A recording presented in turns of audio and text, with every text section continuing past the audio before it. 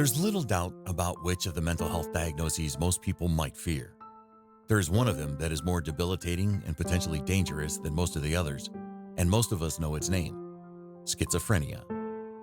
Schizophrenia has a terrible history of destroying lives and ruining plans, which helps it earn its awful reputation in the pantheon of mental health problems. It is almost impossible to live a normal life with a diagnosis of schizophrenia, though recovery is possible. If you or someone you know has a diagnosis of schizophrenia, please leave us a comment to let us know if we got things right or if there's some facts we might want to double check. For everyone else, we'll make our best effort to give you the most up-to-date information about this disorder and its impact. We want you to remember that all of this information is publicly available and meant to be used only for informational purposes. In no way is any of this meant to be a diagnostic tool or a way to avoid talking to your doctor. We ask that you please listen responsibly, and if this information gets too dark or disturbing, feel free to take a break and come back when you're ready.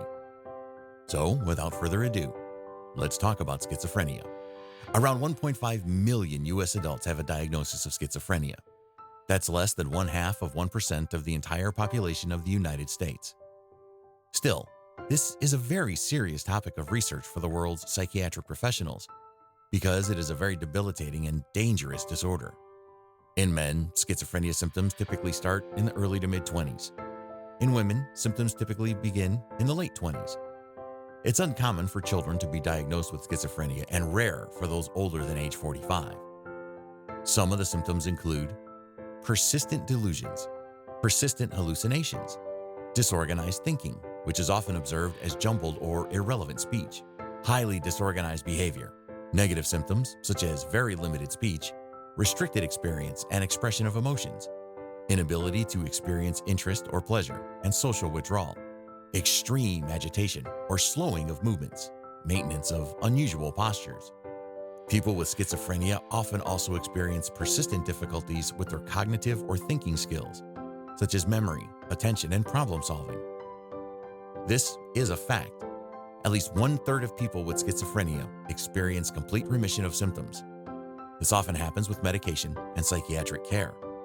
A range of effective care options for people with schizophrenia exist, and at least 1 in 3 people with schizophrenia will be able to recover fully. These include medication, psychoeducation, family interventions, cognitive behavioral therapy, and psychosocial rehabilitation, better known as life skills training. Facilitated assisted living, supported housing, and supported employment are essential care options that should be available for people with schizophrenia.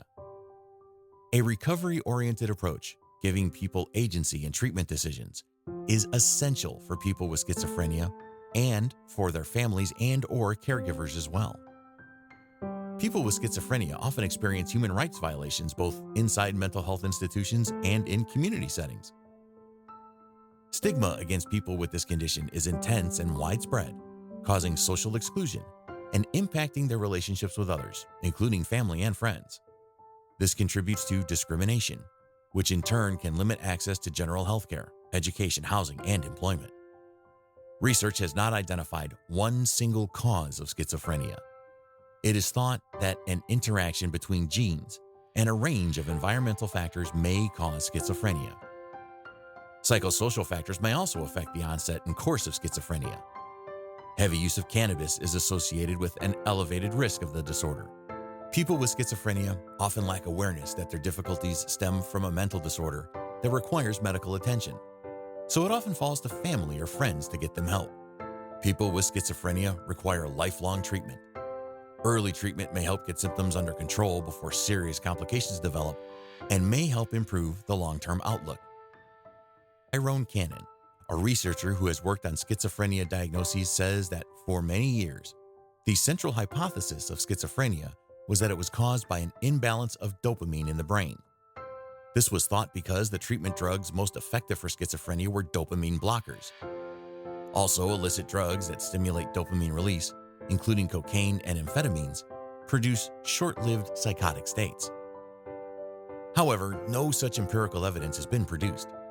Therefore, it's thought that schizophrenia may be related to excess dopamine production, but not directly caused by it. Dopamine gets a lot of attention in brain research because it's been linked to addiction.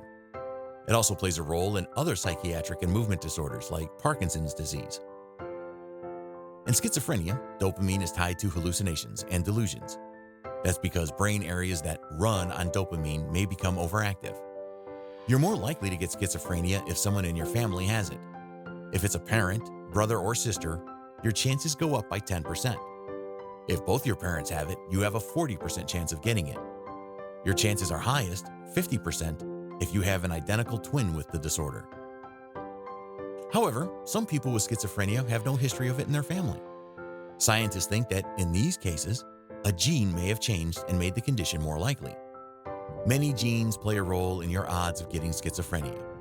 A change to any of them can do it, but usually it's several small changes that add up and lead to a higher risk. Doctors aren't sure how genetic changes lead to schizophrenia, but they found that people who have the disorder may be more likely to have problems in their genes that may interfere with brain development. People with schizophrenia also tend to have differences in brain chemicals called neurotransmitters. These control communications within the brain. Studies show that these neurotransmitters are either too active or not active enough in people with schizophrenia. Doctors also believe the brain loses tissue over time, and imaging tools like PET scans and MRIs show that people who have schizophrenia have less gray matter, the part of the brain that contains nerve cells, over time. Studies of brain tissues in people with schizophrenia after death even show that their brain structure is often different than it was at birth. Being diagnosed with schizophrenia is not the end of the world, but you could say that it is a very significant alteration in the way your world works. Not only in dealing with the symptoms, which can be truly perception altering, but also because proper treatment requires a significant alteration to your lifestyle. What is absolutely true is that treatment is necessary. If you or someone you know is suffering from the overt symptoms of schizophrenia, please seek help from your doctor or another medical professional. Evidence shows that the earlier you seek treatment, the better the outcomes tend to be. Handling schizophrenia on your own is not a viable option. If there's a danger posed to yourself or others, please call your local emergency operator, be it 911 or another service. If there are suicidal thoughts or actions, you can call the National Suicide Prevention Hotline by dialing 988 from any phone, or you can text them at that same number. If you learned anything from our video and would like to let us know in the comments, we would appreciate it. Also, please like and share our content so that we can continue to spread the important information of mental health to the world. If you found some good value to our video, you can also subscribe to our channel so that you don't miss any more of our excellent work.